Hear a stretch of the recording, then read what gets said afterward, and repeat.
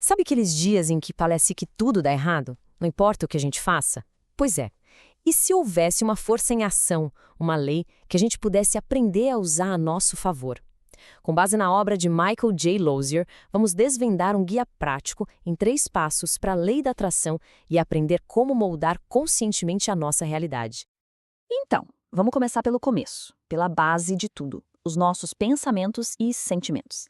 Pensa assim, cada pensamento que passa pela cabeça é como se a gente estivesse mandando um sinal, tipo uma torre de rádio mesmo, e cada sentimento, alegria, frustração, esperança, tudo isso cria uma vibração em volta da gente.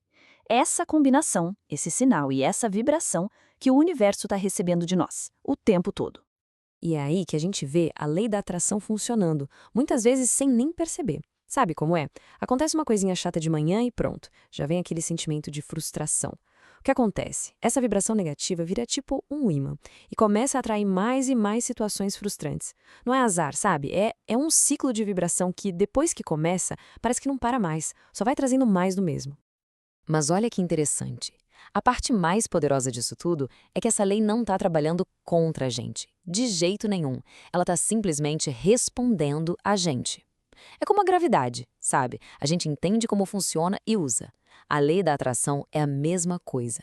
É uma força da natureza, completamente neutra, que só responde à energia que a gente emite a cada momento. Bom, o nosso roteiro aqui vai ser bem direto. Primeiro, a gente vai entender direitinho como essa lei funciona. Depois, vamos mergulhar de cabeça na fórmula de 3 passos. Definir o desejo, amplificar o sinal e remover a resistência.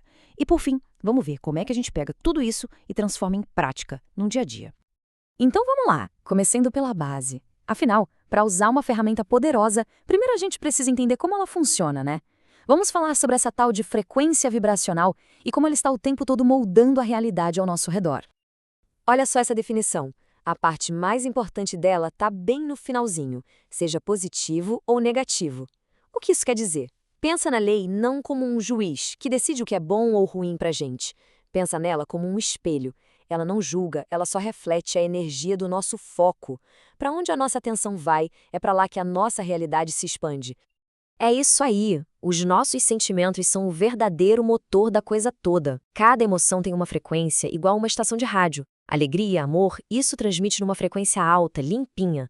Agora, estresse, raiva, a frequência é baixa, cheia de ruído. E o universo? Ele não fica escolhendo a estação.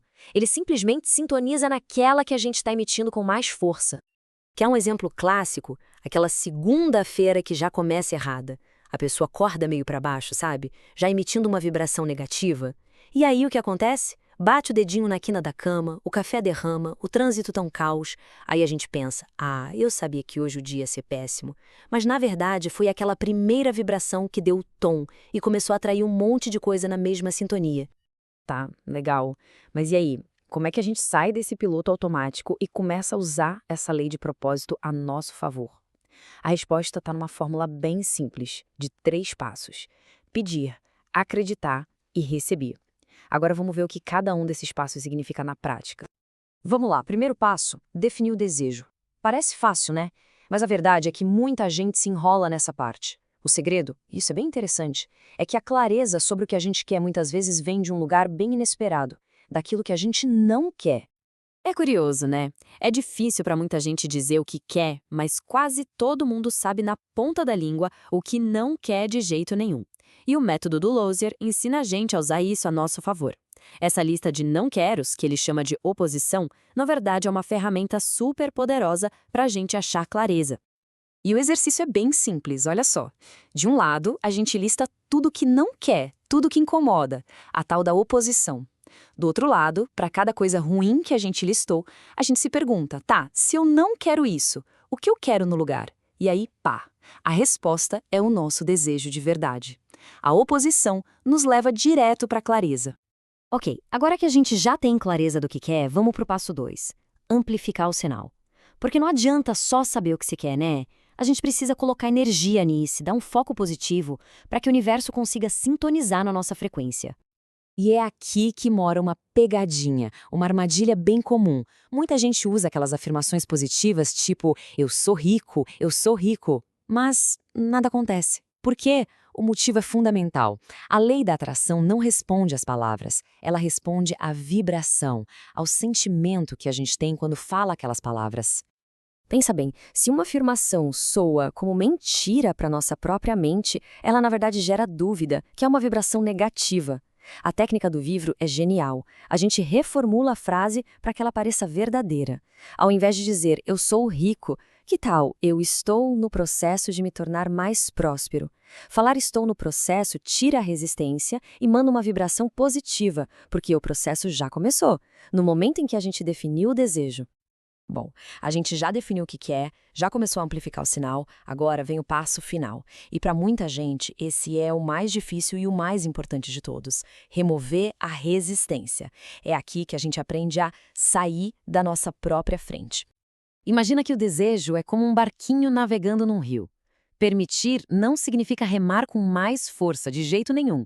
Significa simplesmente tirar as pedras do caminho, as dúvidas, os medos, as vibrações negativas que estão bloqueando o fluxo do rio. É só deixar o caminho livre para o desejo chegar. E de onde vem a maior parte dessa resistência? Vem de dentro da gente. São as nossas crenças limitantes. Sabe aquelas historinhas que a gente vive repetindo para nós mesmos sobre o que a gente merece ou sobre o que é possível? Pois é. Cada uma dessas crenças emite uma vibração de dúvida, que age como um ruído, uma interferência que cancela o sinal limpinho do nosso desejo. Olha só um exemplo clássico. A pessoa quer prosperidade, certo? Isso é uma vibração de abundância. Só que ao mesmo tempo, ela acredita lá no fundo que tem que ralar muito para ganhar dinheiro. Essa crença tem uma vibração de quê? De luta, de escassez, e aí cria um conflito interno que acaba bloqueando o fluxo da abundância. Então, como é que a gente começa a desmontar essas crenças? O livro dá uma ferramenta muito boa: as afirmações que permitem. A ideia não é se forçar a acreditar em algo, é mudar o foco e simplesmente observar o mundo.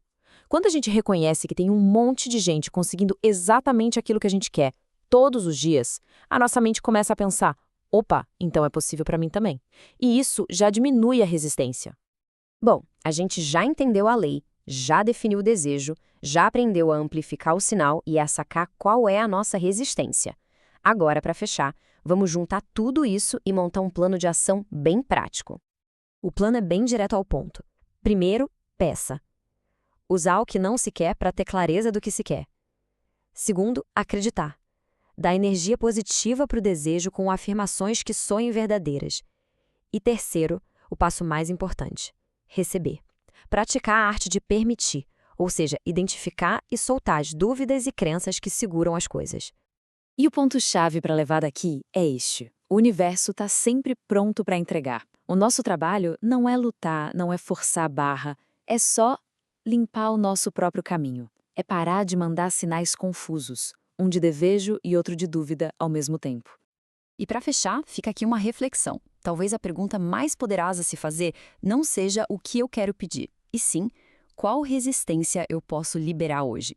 A grande chave da mudança pode não ser adicionar algo novo na vida, mas sim, finalmente, ter a coragem de soltar algo antigo.